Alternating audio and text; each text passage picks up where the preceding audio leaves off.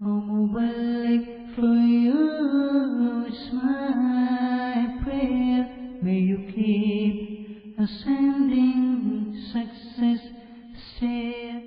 Alhamdulillahi Rabbil Alameen. والصلاة والسلام على سيد الأنبياء والمرسلين أما بعد فأعوذ بالله من الشيطان الرجيم بسم الله الرحمن الرحيم پڑھیے الصلاة والسلام عليك يا رسول الله وعلى آلك وأصحابك يا حبيب الله الصلاة والسلام عليك يا نبي الله وعلى آلك وأصحابك يا نور الله. My dear Islam brothers, a beautiful sunnah of the Prophet sallallahu alaihi wasallam. Whenever we get the opportunity to come inside the masjid, try to come inside the masjid the sunnah way, which is to put your right foot inside first, and then upon entering read the dua, Allahumma aftah li abwaab rahmatik. And then once we are inside the masjid, the scholars they say that someone who makes the nafli i'tikaf intention, as long as that person will remain inside the masjid, Allah Azza wa Jal's innocent angels will write free good deeds for that person.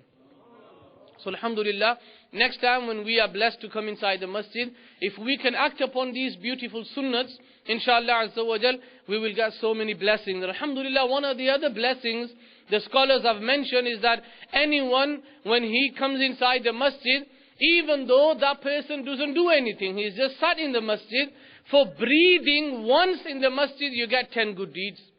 So alhamdulillah, we're doing the ziyarat of the ulama kiram. We've listened to the beautiful manqabats and praise of the Prophet sallallahu alaihi wasallam. And inshallah Azza wa Jal, we'll be listening to the stories and some lessons where we can learn. Now in the Quran, what is the Quran? The ulama and even Allah Azza wa Jal himself, he says in the Quran, لِعِبْرَةً لِعُولِي الْأَلْبَابِ. The stories of the Quran are not just mere stories. They are lessons what we can learn. Now my dear Islam brothers, there will be so many lessons that me and you can learn from the life of Sayyiduna Imam Hussain radiyallahu ta'ala anhu. Alhamdulillah, whenever we get the opportunity, we should always try to recite durood upon the Prophet sallallahu alaihi wasallam abundantly. And there are so many ahadith and so many sayings of the ulama kiram, the awliya kiram, about reciting durood and salam upon the Prophet sallallahu alaihi wasallam. There was a very, very famous buzurg, Hazrat Sayyiduna Sulaiman bin Jazuli, rahmatullahi ta'ala alayhi. Very, very pious person. And one day, Hazrat Sayyiduna Sulaiman Jazuli, rahmatullahi ta'ala alayhi, he was walking through a village, and it was time for salah, time for namaz. And he wanted to perform wuzu.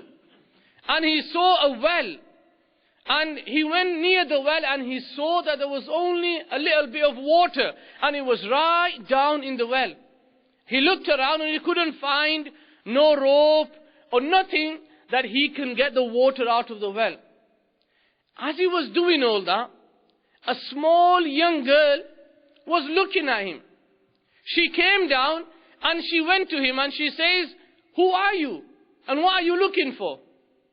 And he replied that, "My name is Sulaiman Jazuli rahmatullahi ta'ala alayhi." And the girl, she says that, "I've heard a lot about you, but look at your status. You can't even get water from the well." When she said that, she moved closer to the well and she spat inside the well. In a few moments, the water started rising until he came up to the mouth of the well. And Sayyidina Sulaiman Jazuli rahmatullahi alayhi, he performed wuzu and he performed his namaz. And then he went to the young girl and he says, "Tell me, how did you achieve such a status? And how did you achieve this miracle?" And the young little girl, she says, "Ya Hazrat, the way that I got this status is that I recite durood upon the Prophet sallallahu alaihi wasallam." And Sulaiman Jazuli rahmatullahi alayhi, he made a vow and he made an intention that he is going to write a book on the blessings of durood and salam. And Imam Sulaiman Jazuli rahmatullahi ta'ala alayhi, he wrote such a beautiful book, which is well known throughout the world as Dalailul Khairat Sharif. So my dear Islam brothers, try to recite durood upon the Prophet ﷺ as much as possible. Let's all, inshallah, focus on the beautiful green dome of the Prophet ﷺ and recite durood and salam. As the Prophet ﷺ, he says, the one who recites durood upon me with love and affection, I will listen to that durood myself. So imagine, we could be thousands of miles away from Medina Tayyibah, but inshallah when we recite durood upon the Prophet ﷺ, the Prophet ﷺ will be listening to our durood himself.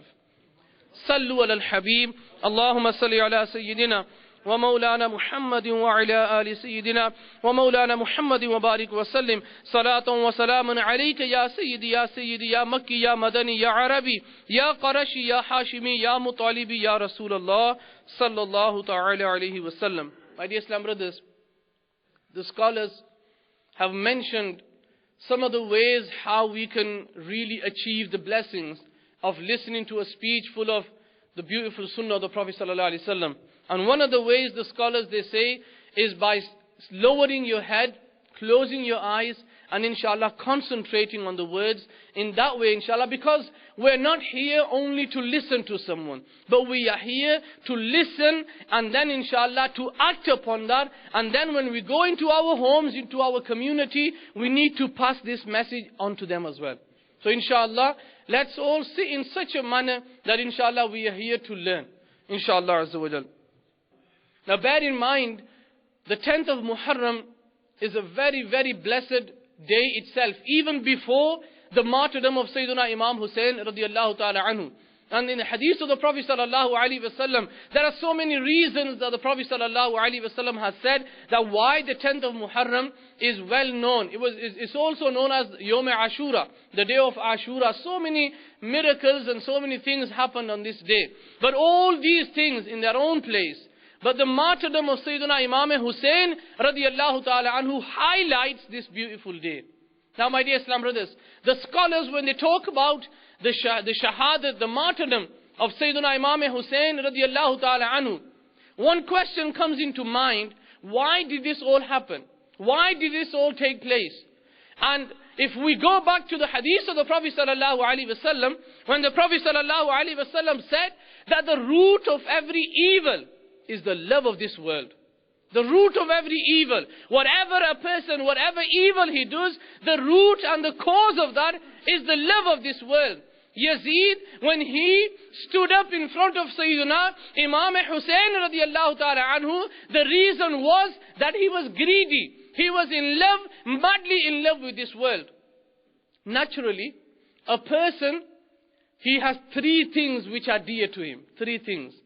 Your own life, your children, and your wealth. These are the three things a person holds very dear to his life.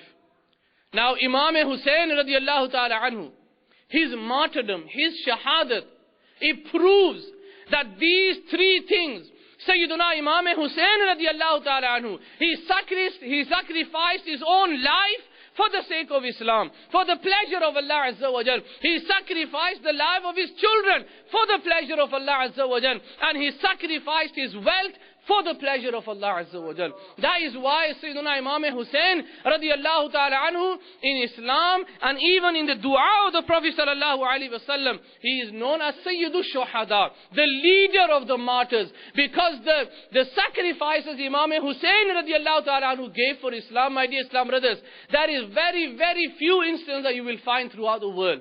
Can you imagine those brothers who've been to Hajj or Umrah, when they come back from Madinatul Munawwara, what is our state? You don't want to leave the Rawza Park of the Prophet sallallahu alaihi wasallam. That last day, when we leave Madinatul Munawwara, what goes through our hearts and our minds? Ya Rasulullah, we came to your blessed tomb and now we are leaving. And we don't even know that if we're going to come back. And then on the other hand, we know that next year, inshallah, if I try and I save up enough money, I can come back. But this time, look at the status of Imam Hussain. Look at the role of Imam Hussain. He knew that this time, if I leave Madinatul Munawwara, I will never return back to this beautiful city. He says that night, the Imam Hussain radiallahu ta'ala anhu, when he was leaving for Makkatul Mukarramah, that same night, alone in the dark streets of Madinatul Munawwara, Imam Hussain radiallahu ta'ala anhu, he went to Jannatul Baqi. To meet who? He went to see his mother. Sayyida Fatima radiallahu ta'ala anha. He sat next to her grave, and Imam Hussain radiallahu ta'ala anhu, he sat next to his mother's grave. Who is Sayyida Fatima? It says on the day of judgment, the Prophet sallallahu alaihi wasallam, he says that when my daughter Fatima will be crossing the bridge of Sirat, people will hear a voice, "Oh people, lower your heads. The princess of paradise is walking the bridge of Sirat." That is the status of Sayyida Fatima radiallahu ta'ala anha. And it says Imam Hussain, he sat next to the Roza Park of Sayyida Fatima radiallahu ta'ala anha. And then he went to the grave of his brother, Hazrat Sayyidina Imam Hassan Mujtaba radiallahu ta'ala anhu. He made dua there as well. And then Sayyidina Imam Hussain, with tears flowing from his eyes, he went to the Roza Park of the Prophet sallallahu alaihi wasallam, and he sat next to the Roza. He sat next to the Roza Park of the Prophet sallallahu alaihi wasallam, and he says, "Oh my grandfather, it is time for your grandson to leave this beautiful city and to sacrifice his life for your sunnahs. Ya Rasulullah, make dua that Allah Ta'ala gives me steadfast. I have istiqamat. I don't move, I don't become scared." And he says that Sayyidina Imam Hussain radiallahu ta'ala anhu, with all his family, when they left for Makkatul Mukarramah, and from there on they went to Kufa, and so many, it's a very, very long story, but cutting it short, my dear Islamic brothers, the reason was that this kafila was not an ordinary kafila. This kafila, the leader, the Amir of this kafila, was the one about whom the Prophet sallallahu alaihi wasallam, he says that I am from Hussain, Hussain is from me. This is the status of Sayyidina Imam Hussain radiallahu ta'ala anhu. And another hadith, he mentions that the Prophet sallallahu ta'ala alaihi wasallam, he says that Hassan and Hussain are the princes of the youths of paradise. That is the status. Don't forget who Imam Hussain was. Imam Hussain was that person. When he was born, Allah Azza wa Jal sent Jibreel alayhi salatu wasalam to the world to congratulate the Prophet sallallahu alaihi wasallam. And it says that at that time, this is another beautiful incident. When Sayyidina Jibreel alayhi salatu wasalam, he was coming from the heavens to congratulate the Prophet sallallahu alaihi wasallam on the birth of his grandson. It says that he saw an angel whose wings were cut off. And this angel, when he saw Sayyidina Jibreel alayhi salatu wasalam, he called out to him, "Ya Jibreel, where are you going?" And Jibreel alayhi salatu wasalam, he says, "I am going to the earth. Allah Ta'ala has sent me to congratulate the Prophet sallallahu alaihi wasallam because he has a new grandson who is born." And he says, "I'm going to go and congratulate the Prophet sallallahu alaihi wasallam." And this angel, he says, "Oh Jibreel, make dua for me as well, because there was a mistake I did. Allah Ta'ala has punished me for that. Go to the Prophet sallallahu alaihi wasallam and tell him to make dua for me." And it says that that angel, when he went and met with the Prophet sallallahu alaihi Jibreel alayhi salam, when he went to talk to the Prophet sallallahu alaihi wasallam, the Prophet sallallahu alaihi wasallam, he made dua that, "Ya Allah, give that status back to that angel for the sadaqah of Imam Hussain." And it says, for the sadaqah of Imam Hussain radiallahu ta'ala anhu, that status was given back to that angel. My dear Islam brothers, when Sayyidina Imam Hussain radiallahu ta'ala anhu went into the battle of Karbala, the 10th of Muharram, before them 3 days, before the 3 days, it was near the river Euphrates. The desert of Karbala is near the river Euphrates.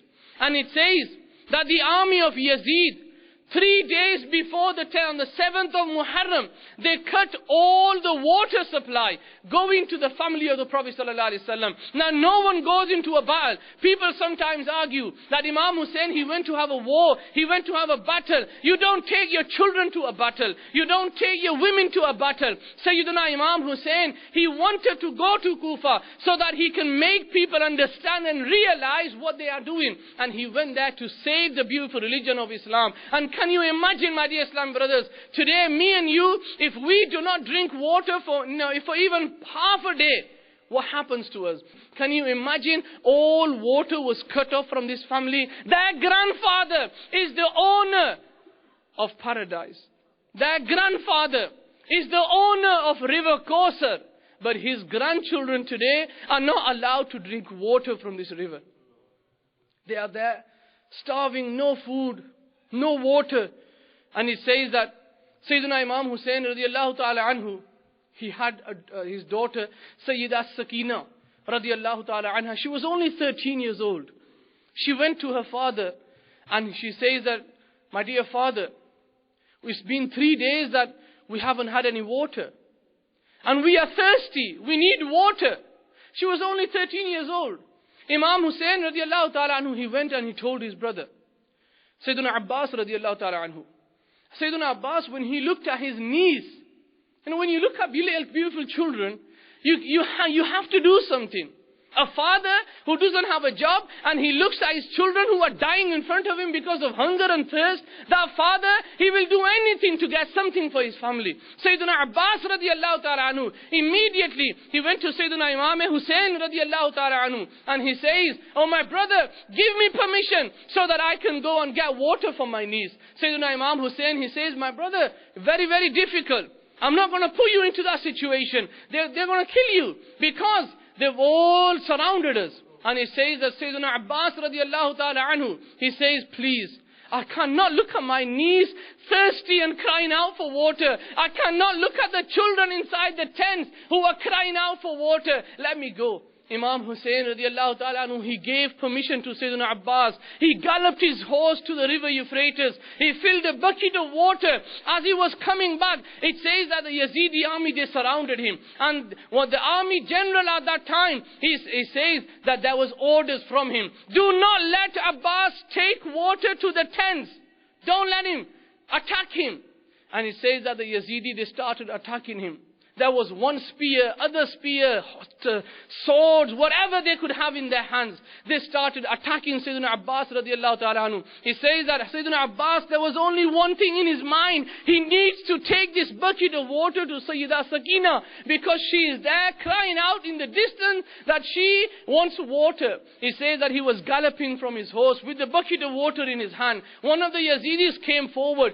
He struck him with a sword and he cut off his arm. That bucket of water fell onto the ground.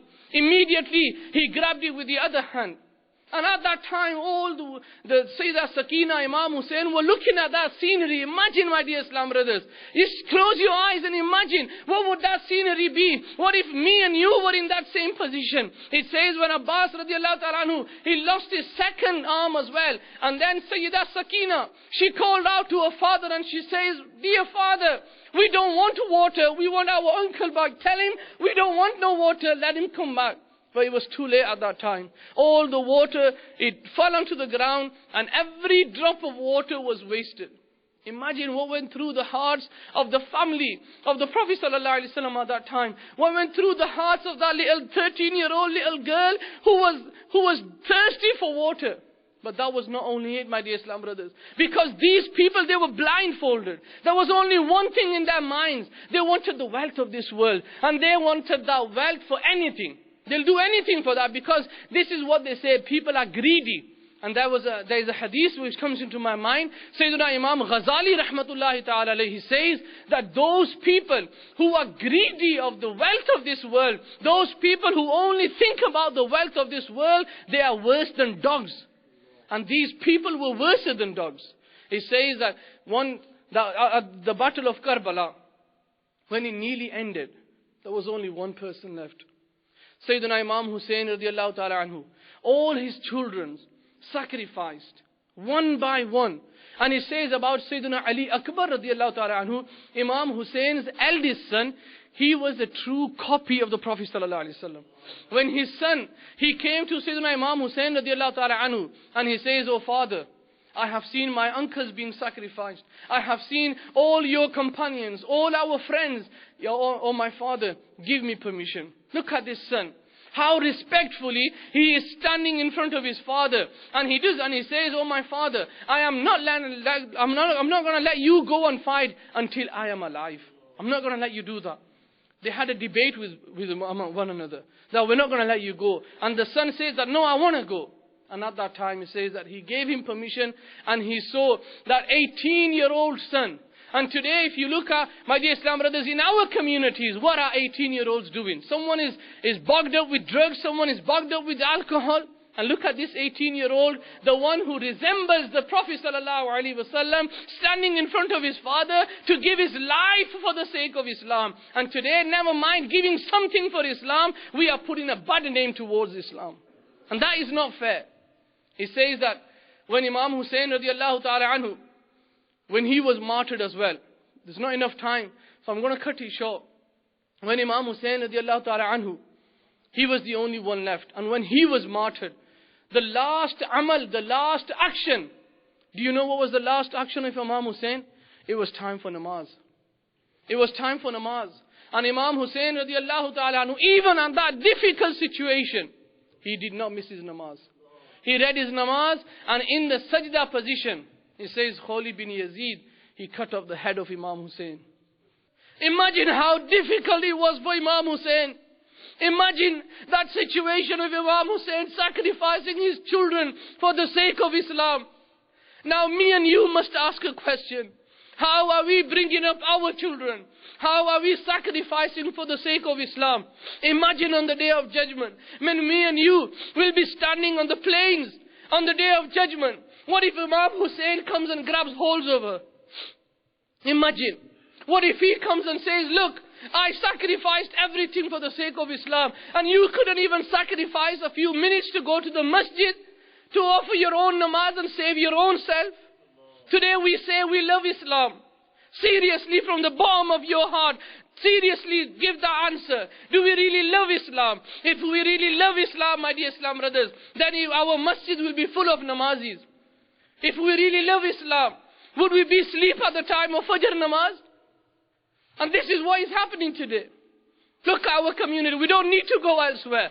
Look at the sacrifice we are giving for Islam. Not even a few minutes for yourself. When someone draws cartoons of the Prophet ﷺ, our blood boils. Why did they do that? Why are they disrespecting the Prophet ﷺ? But have you ever realized, when you are missing one namaz, the Prophet ﷺ, he says, "Qurratu aini fi salah." Namaz is the coolness of my eyes. When you are missing your namaz deliberately, you are causing pain to the eyes of the Prophet ﷺ. What happens to you at that time? When people say that we need to act upon the sunnah of the Prophet ﷺ, we have to think a million times. I've got to go and ask my father. I've got to go and ask my wife. I've got to go home and ask my children. But look at Imam Hussain. He didn't say that I need to sit down with my family and discuss that. No. When Islam needs that sacrifice, we must give sacrifice. Think to yourself, my dear Islam brothers, are we really true in our belief? Are we really true in what we say, that we love the Prophet ﷺ? Why is it that we only saying from the tongue, yet our actions are telling a different story? Look at our situation. If someone dies in our family, we don't even know how to read the janazah namaz. We don't even know what the farz of namaz is. If I ask the brothers who are here, excluding the ulama, how many farz of namaz? When someone dies in a family, what do you do? At that time, let me tell you an example. What will happen? If we do not wake up, my dear Islam brothers, let's all stand up and really make our intentions that we are going to give sacrifices for the sake of Islam as well. Let me tell you a story. What our situation today is. A few years ago, Dawat-e-Islami's Madani Kafila, we were in Spain, in Barcelona. And we met with a few brothers there. And they said that, Alhamdulillah, we are lucky that the kafla is here. But there is a very, very important thing that you must do before you even do anything. And the brothers, they were surprised. They go, what is it? And they say, 11 days ago, 11 days ago, 2 Muslims died when they fell off an 8-story building. They were working on the construction site. And they fell off that tall building. And they died instantly. It's been 11 days. No one knows how to give ghusl to them. No one knows how to lead the janazah. We are all waiting for someone. So the brothers, they went to the hospital in after 11 days, gave ghusl to them and read their janazah namaz. That is happening in today's day and age. We say that we are very modern today. Islam, alhamdulillah, is going to be until the day of judgment. But my dear Islamic brothers, seriously, are we really doing justice to Imam Hussain radiallahu ta'ala anhu's martyrdom? Our children. How do we bring up our children? The father and the mother. We have one desire. My son or my daughter, she must grow up and become very, very educated. Educated in the dunya. What about education of the deen? And sometimes we only say this in our heart. I send my children to the madrasa. Yes, you are. But how much sacrifice are you giving for them? You're dropping your children off inside the masjid. It is time for Isha namaz. The father is waiting outside to collect his children. Is that justice? What will that son think to himself? And this is what happened, because we're involved in the madrasa. One child about 9 years old, he came up to me and he says, Qari Sahib, if namaz is so important and I have to read my namaz and then go home, what's my dad doing outside in the car park and not coming inside the masjid? What, have you got an answer for him? Also, I didn't have an answer. Because this is what is happening, my dear Islamic brothers.